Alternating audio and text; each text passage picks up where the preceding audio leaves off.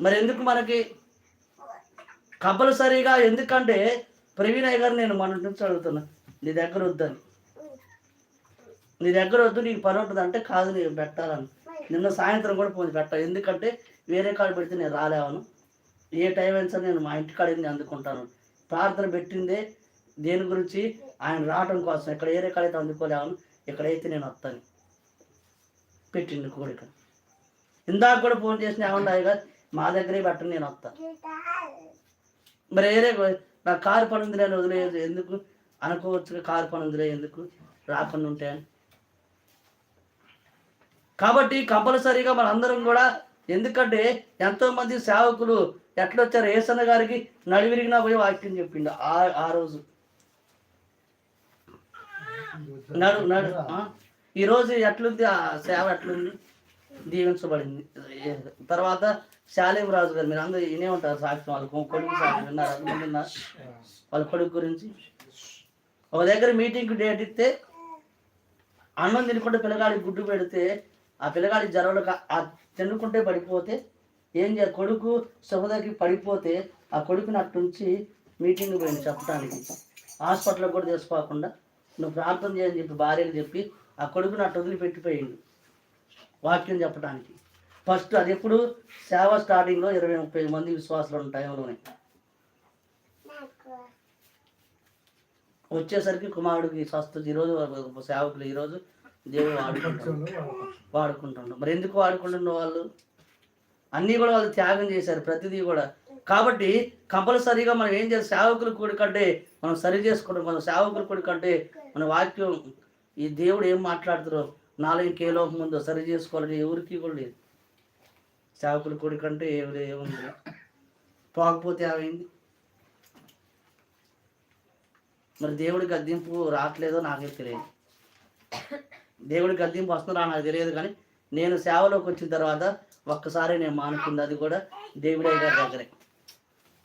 దేవుడయ్య గారి దగ్గర కూడిక జరుగుతుంటే ఒక్కసారి నేను మానుకుని సేవకు వచ్చిన తర్వాత, ఆ ఒక్కసారి కూడా నాది కదా, మా అమ్మ మా బలవంతం పోకపోతే ఆయన ఒకసారి పోరు చేస్తే గొడవ పెట్టుకుని ఆయన అదే రోజు నన్ను ఆపారు. 10,000 రూపాయలు చెల్లిపోయింది మా చెల్లది. మా నాన్న మా చెల్లి బండి మీద వస్తుంటే కవర్లో జారిపోయింది, అది కవర్ గాలి జారి సెల్లు పడిపోయినంత వరకు దొరకల. 15,000 రూపాయలు సెల్లు. ఆ రోజు చెప్పి మీరు నన్ను ఆపడం వల్లే సెల్లిపోయిందని. ఎందుకంటే గ్యారంటీగా దేవుడికి గద్దిస్తాడు. ఎందుకంటే నన్ను ప్రేమించే వారిని దేవుడికి గద్దిస్తాడు. కాబట్టి మనలో పోవాలనేటువంటి ఆశ ఉండాలి మనలో కంపల్సరీగా. ఎందుకంటే ఎటు మనం పడిన ప్రయాస ఇక్కడ రూపాయి రాదని కాదు, సేవకులు కూడా పోతే డబ్బులు రావు, కానీ డబ్బులు అన్నీ దేవుడి దగ్గర ఉంటాయి. దేవుడు గ్యారంటీగా ఇస్తారు. ఎందుకంటే పనివాడు జీతానికి పాత్రుడు. మనం ఎక్కడ ప్రార్థనలో పాల్గొన్నా సరే మనం పోతే దీనికి జీతం వస్తుంది కంపల్సరీగా. ఎందుకంటే వాక్యం చూద్ది, పనివాడు జీతానికి పాత్రుడు. మనం ఎన్ని రోజులు ప్రార్థన చేసింది అన్నీ కూడా దేవుడి దగ్గర లెక్కే ఉంటుంది. ప్రతి దానికి మనం చేసిన దాన్ని బట్టి మనకు కూడవుతుంది. కాబట్టి అందుకే బద్ధకముగా పనిచేయవాడు ఏమంటారు, బద్ధకముగా పని చేస్తే అంతే ఉంటుంది. సమర్థన ఉంటే అంతే ఉంటుంది. కానీ దేవుడు జీవించాలంటే, దేవుడు ఆచరించాలంటే మొట్టమొదటిగా మనలో ఏముండాలంటే దేవుడి మాట వినేవారిగా. కంపల్సరీగా సేవకుల సదస్సులో మన విశ్వాసం ఎలా పోస్తే అలాగ పాల్గొవాలి. మూడవది ఏం చేస్తాం? దశమ భాగం బోధించాం. భాగం కూడా ఈరోజు ఎంతోమంది సేవకులు కూడా దశమ భాగం తీసే వాళ్ళు కూడా లేరు.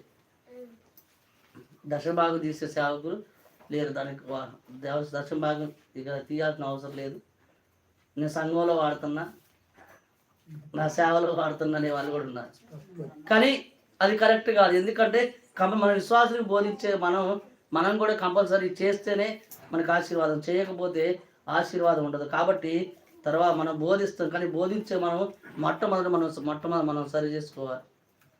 సరి చేసుకుంటేనే ఆ యొక్క, ఎందుకంటే ఆజ్ఞ అతిక్రమమే పాపం అంటాడు. కాబట్టి మొట్టమొదటి మనం ఎదురువారికి బోధించేటప్పుడు ముందు మనం సరి చేసుకొని వారికి బోధించాలి. కాబట్టి అందుకే పరిశుద్ధ బైబిల్ గ్రంథం నుంచి 1 తిమోతి రాసిన పత్రిక 4వ అధ్యాయము,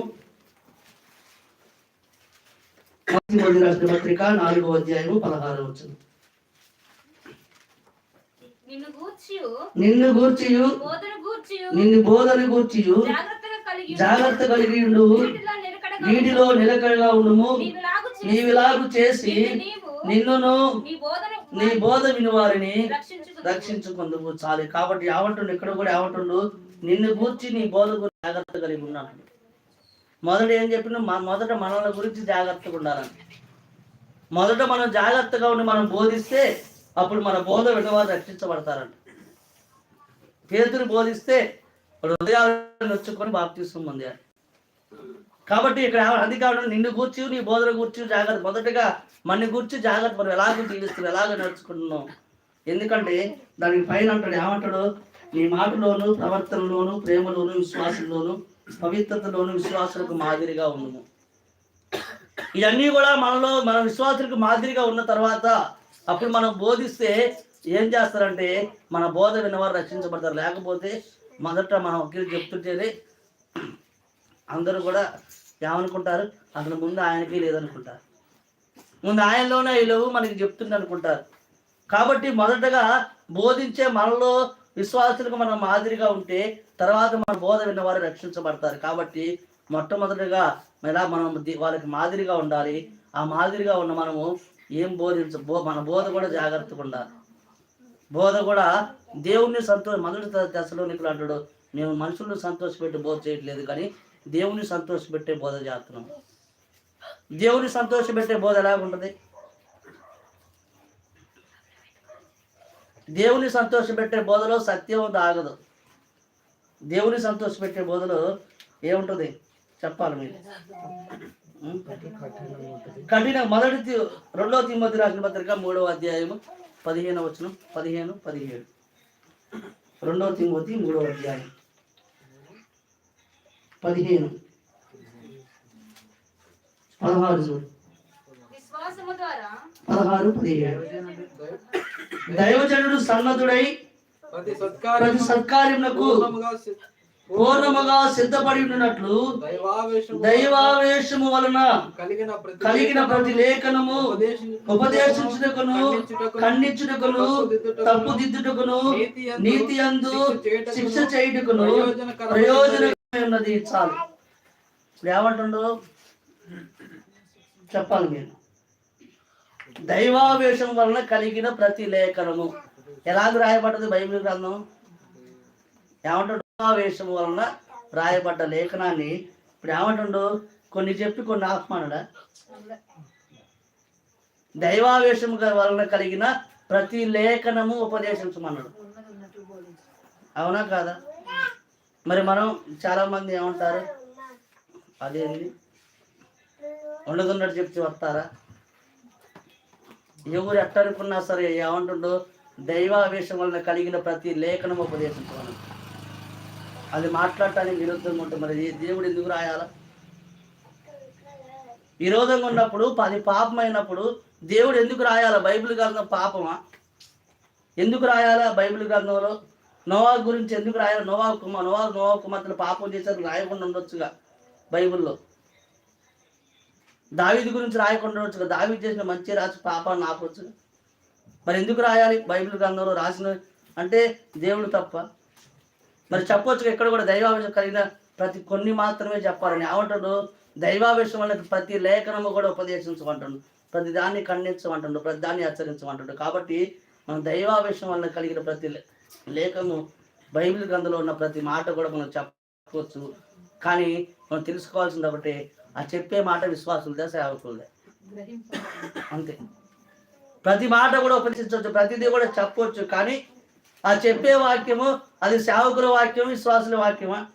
సేవకులకు సంబంధించి మాట్లాడిందా, దేవుడి విశ్వాసం సంబంధించి మాట్లాడిందా అనేదే తప్ప విశ్వాసులు చెప్పే ప్రతిదీ విశ్వాసులకు బోధించవచ్చు, సేవకులు చెప్పే ప్రతి సేవకులకు చెప్పవచ్చు.